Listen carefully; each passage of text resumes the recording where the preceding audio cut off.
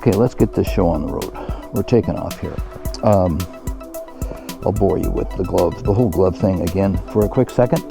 It's been a while since I've been on the Phantom. I crashed on my e-bike, which kept me off motorcycles for a bit, and prevented me from finishing my intended coverage of secrets of Ducati ownership. So, having said that, let's fire this thing up, and that's our mission today. She starts. Now, I've not ridden her in a bit, and we're going to take it a little easy on the takeoff here as we go down the hill. So I'm a little tentative about this, I'm going to put it. And so would you if you were getting on a 200 horsepower rocket and hadn't ridden in a bit. Okay, my jacket just went off. Or I should say, it just gave me the haptic to tell me that it's armed. I'm wearing the Dainese today. And I'm getting my legs used to the fully tucked position on the Phantom, which is not easy to do at my vintage. And also getting those old balance muscle memories back here. But today's mission is to complete the secrets of the Ducati ownership vlog, and that is to get the 5 likes and 5 dislikes. Now there's a protocol if you do vlogging, motorcycle vlogging, and you ride a bike. You sooner or later must do, I won't call it a law, I'm just going to call it a protocol. But you sooner or later must do a 5 likes and dislikes. And when you do those, you need to be in a more or less picturesque location to do it. Now, the reason is you've got to be stopped because you can expand on what it is that you want to say. And secondarily, of course, it helps with the backdrop, particularly when you're going to be more kind than unkind to a motorcycle. I think on this one I'm going to be like 50-50.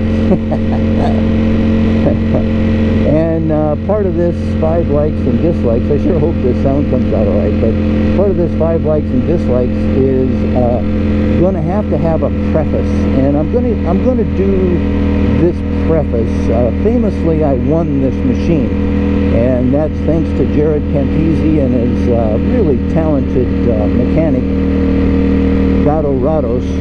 And I say that because I would not have bought this machine. I am not a potential customer. I'm not in the demographic zone for this machine, so it has to be stated as a preface, because that's going to color a lot of my opinion. If you are a dedicated sport bike rider or track rider, I think that your opinions and thoughts on this machine would be at least somewhat different, if not actually vastly different.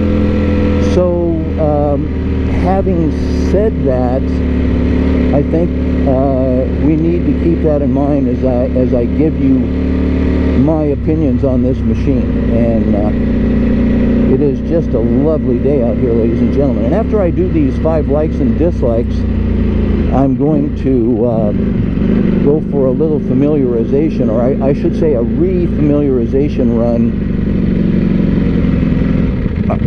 around Wistful Vistas here, as I haven't, as I say, I haven't been on really anything with 2 wheels for a while. let alone something as crazy, wild, out of control, potential to cause mayhem as the Phantom. So I need to be aware of that as I go out. So far so good, but we're just tootling along in our little neighborhood here. Speed limit all of 25 miles an hour. So I'm going to shut up. We're going to get up here at the top, and I'm going to find that I spotted this picturesque location not too long ago, and we're going to use that to do our 5 likes and dislikes, which is right down here. So stand by. Okay, ladies and gentlemen, I sure hope this works out, because here is the juice of this particular vlog. And what I'm going to do is use this carefully curated list of items to explain my 5 likes and dislikes about this machine. Again, subject to the caveats that, there go the gloves, again, subject to the caveat that I am not the demographic for this bike, having won it, and probably wouldn't have purchased it if I had not have won it. So keep that in mind, not a track person. All right, let's do the dislikes first. Dislike number 1 is heat. This thing is a heat machine. Now, I've had comments about this from other people, and they've said, like, oh, dude, you're such a wuss, this doesn't, but I've ridden this in shorts. And I gotta say, you're a better man than I. This has actually burnt my leg. The heat comes right out of this area right here. I hope this is showing up. Comes right out of this area, and I have actually had thigh burns, redness from the heat that it puts off. Today I'm wearing leather pants. It's a warm day, which is a wonderful thing to do on a warm day, and that helps stop the heat transmittal. If I wear textile or denim, I wear a pair of thigh warmers actually to keep it down. Second thing I'm not crazy about is the kickstand. Now, this kickstand was originally in carbon fiber. One of the modifications that Jaret and Dado did was to change the kickstand to carbon fiber, and it broke, and it knocked the bike over, as it broke, of course, as you might, and it broke at a dead stop. I was not even moving. Of course, the kickstand was down. But there are 2 things with this kickstand. One is extremely hard to find to kick it up and down. You've really got to look down. I remember 650 Eve, I was lucky enough to meet that gentleman, and he came over. He actually had to bend down and put the kickstand down. He couldn't find it. So I purchased it in a little aftermarket bobbin there to give it some extra extension so you could get it up and down. But that kickstand is a little bit of a pain in the neck. Number 3 dislike is the display legibility. Again, remember, I am not the demographic for this machine, but the display, while being really cool, let's turn it on for a quick second here. I love when it starts up, Racing Evo. It tells me that there's an aftermarket exhaust on it. And you've got a marvelous amount of information displayed there, and the chance to, on the fly or in a menu setting, change many of the riding parameters. Now, there are things that I really like. I like the fact that you get a nice big gear display, you get a digital mile per hour display, and you get an analog tack sweep. But for a person of a certain vintage that requires reading glasses, the finer details on that display are really not possible for me to pick up, so that there's any sort of an opportunity for, well, let's call it an on-the-fly change to any of the riding parameters. Although I don't think that, in actuality, I don't think that happens very much other than road tests, but it is very hard to see. Next one is the bar end mirrors. Now, these are mild. That's a mild dislike. Jaret is a bar end mirror geek. I hope you don't mind if I say that, Jaret, but he loves those. And I have to say that the original mirrors, which would be up here where these modified turn signals are, I rode a stock bike before I got this one back in December 2018, and those mirrors were actually nearly useless. They vibrated so much that I couldn't pick up things behind me very well. But these are not useless. They are more steady. But when you have the bar ends, you need to take your face from looking forward immediately in front of you and concentrate for just that moment or two to look on the right or left hand side. Now they do give you a clear enough picture back. I have them up. They can be oriented out this way, but if you orient them out that way, they can cause you a few issues when you're lane filtering, which is legal in California. So I've got them up, and I typically am checking, and I still do a head check because I don't entirely trust what I see out of them.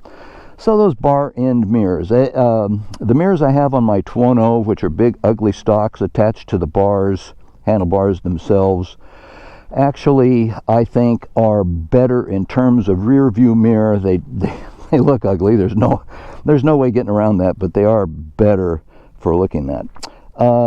Next one is it's gonna be the no gas gauge. Not entirely happy about that, and I don't know why in this day and age, and the marvelous electronics that Ducati packs into this machine, that they can't put a gas gauge on there. You do get a warning light, so there is something in there that does send a signal that says the gas is to a certain level, but you tend to overfill it actually because you don't know exactly where you are. So you open up the gas tank and look, and you say, it's looking a little low, and you stop and fill it, and you can get $2 into the thing or whatever. So not too crazy about that. Last dislike is the gearing. It's the nature of the machine itself. Sports bikes are geared for the track, and as a track machine, this would be marvelous. I can ride comfortably on the freeway in third or fourth gear on this. You could almost cut sixth gear out and really never use it. You put it in sixth gear, and you're loping along at 80 miles an hour and barely taxing the machine. You got to drop it down to fourth to put it into the power band. So it's geared way too tall for the ordinary rider on the street. Okay, let's do the likes. Let's do the likes. All right, I'm going to go back. I'm going to go back on myself and say I actually do like the bar end mirrors better than like those original stock mirrors. They vibrated a lot on that stock machine, and you could not get a clear picture behind you, interestingly enough. You got a blob and a vague idea of about where it was depth-wise, but beyond that, they really weren't all that useful. The quick shifter. This quick shifter is excellent. I have the 2017 Tuono that has quick shifter and an auto blipper.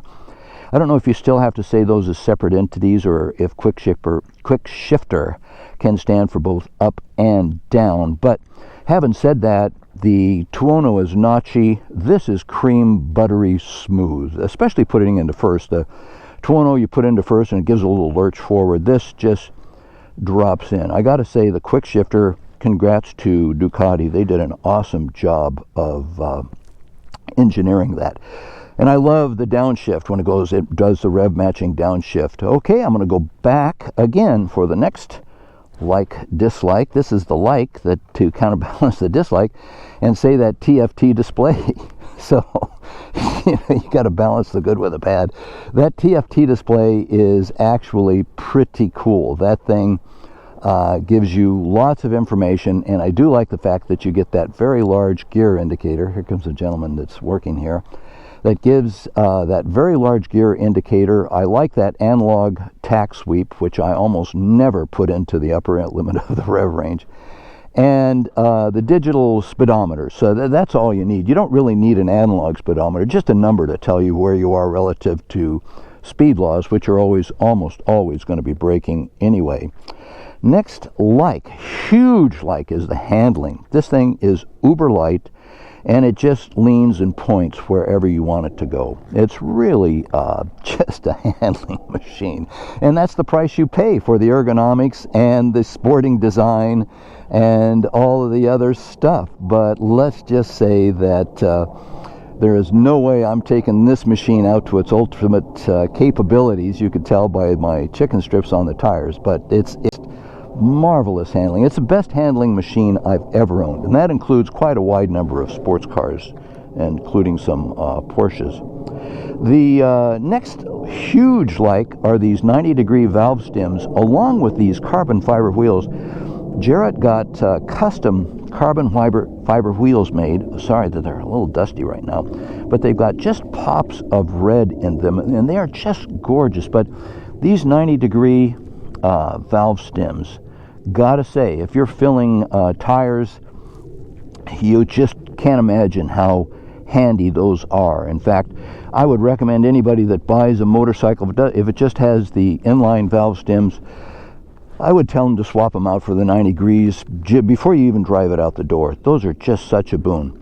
Last like, and there's others, but this last like, and there's a few other dislikes, maybe just a few, but the last like is that motor. However they did it, the V4 is a marvel of engineering.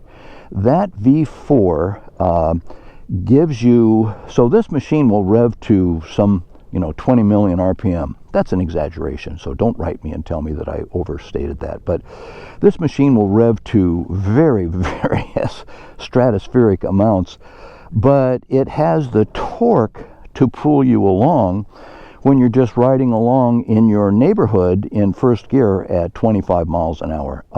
That's really a marvel of engineering they did with that. So kudos to Ducati, and it's remarkably smooth. It's got the sound. All Ducatis to me have a sound of like a bucket full of bolts, and it's got that. Sorry, Ducati, I gotta tell you, they are a little mechanical. How about if I said they were mechanical sounding? And this is no exception, so sorry, Ducati, but I've got to say that. But just having said that, the motor riding it is very smooth and provides some wonderful down low torque for just loping along. Like I say, freeway 80 miles an hour.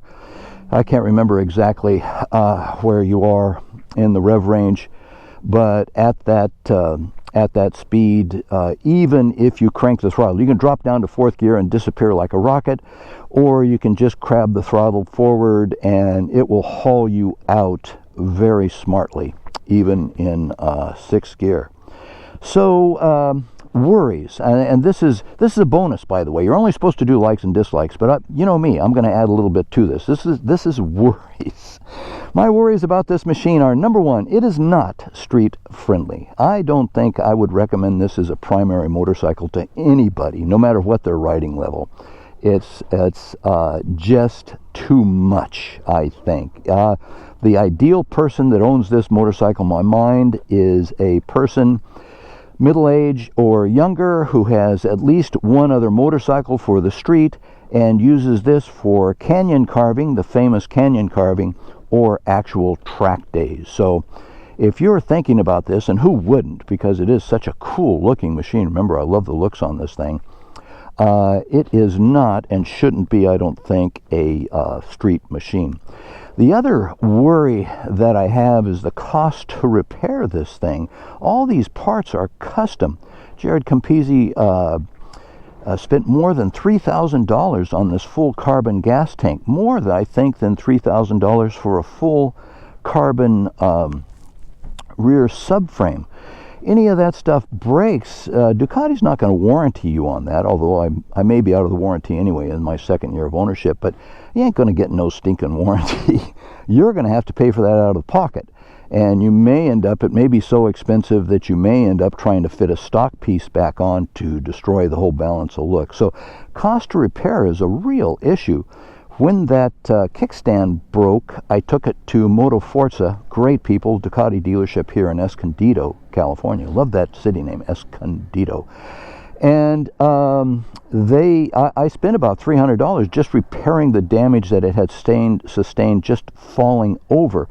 Luckily, they have a person who's versed in carbon fiber and repairs, and that person was able to fit things together. Sorry, I think that was my phone. I'm hoping that's my phone.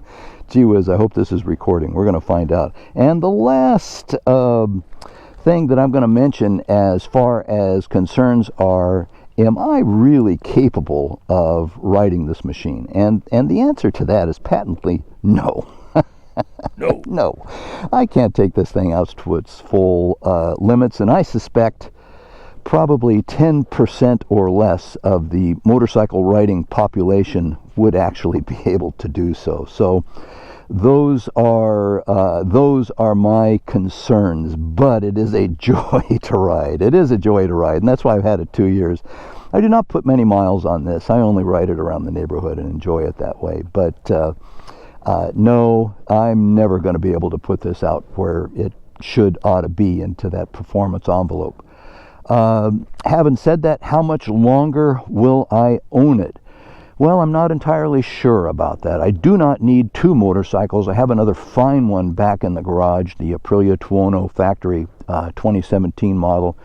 Don't need two of them. Certainly don't need this one. So this one is going to have to go and move along to a new owner at substage. And that's probably going to happen sooner rather than later. But having said that, I'm going to get on it right now and take it for a little tootle around the hood and see how that goes out.